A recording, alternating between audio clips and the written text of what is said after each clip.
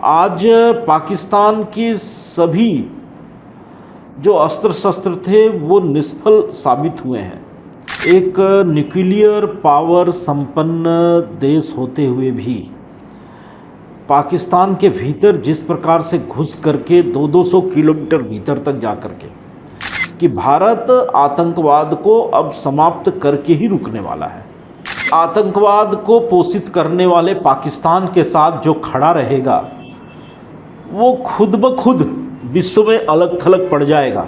22 अप्रैल को पहलगाम में जो नरसंहार हुआ, जिस प्रकार से धर्म और संप्रदाय पूछ पूछ करके पाकिस्तान संपोषित आतंकवादियों ने एक प्रकार से भारत पर हमला किया, जिसका समुचित जवाब भारत की सेना ने आदरणीय प्रधानमंत्री जी के नेतृत्व में पाकिस्तान को दिया। एक न्यूक्लियर पावर संपन्न देश होते हुए भी पाकिस्तान के भीतर जिस प्रकार से घुस करके 200-200 किलोमीटर भीतर तक जा करके उनके सेना के मुख्यालय रावलपिंडी तक पहुंच करके भारतीय सेना ने उनको चोट पहुंचाया। तो कुल मिलाकर के सेना का जो पराक्रम है, सेना ने जो अपना शौर्य दिखाया है, ऐसे में उनके बीच में जाकर के प्रधानमंत्री जी और राजनाथ जी सेना का उत्साह जिस प्रकार से बढ़ा रहे हैं, वो पूरे विश्व के लोग उसको देख रहे हैं।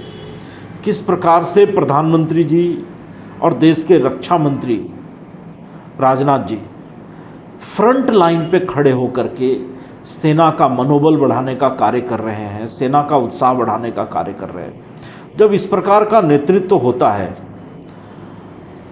तो सेना अपनी क्षमता से भी बढ़ कर के प्रदर्शन करती है। आज पाकिस्तान के सभी जो अस्त्र शस्त्र थे वो निष्फल साबित हुए हैं।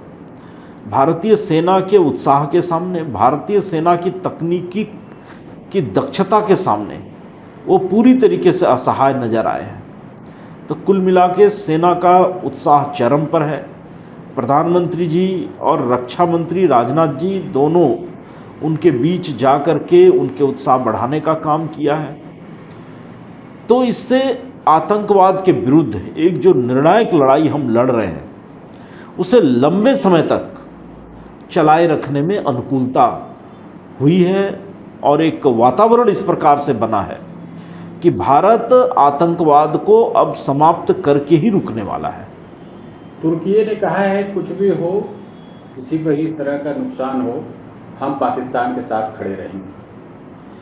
देखिए, आतंकवाद को पोषित करने वाले पाकिस्तान के साथ जो खड़ा रहेगा वो खुद ब खुद विश्व में अलग थलग पड़ जाएगा और पूरा विश्व आज आतंकवाद से पीड़ित है और आतंकवाद को पोषित करने वाले देश पाकिस्तान के साथ खड़ा होकर के तुर्की भी उसी प्रकार के राष्ट्र की श्रेणी में आ गया है।